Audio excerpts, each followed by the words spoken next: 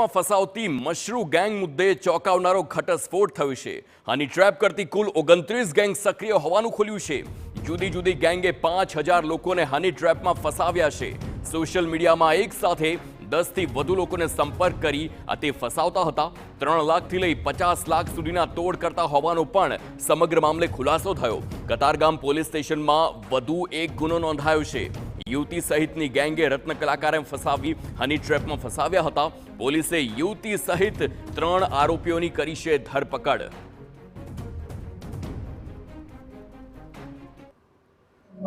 જે વ્યક્તિ છે એના કપડાં કાઢ્યા અને ત્યારબાદ આ જે સુમિત મશરૂ અને અમિત મશરૂ અને એક અજાણી વ્યક્તિ આ 3 વ્યક્તિઓ પોલીસ બનીને આવ્યા અને આને ધમકાવ્યો અને ત્યાંથી ગાડીમાં નાખીને લઈ ગયા અને પછી એને ધાકધમકી આપી મારકૂટ કરી એનો મોબાઈલ પણ ઝૂંટવી લીધો।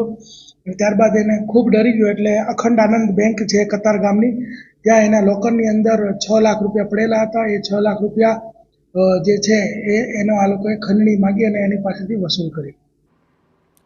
અને હવે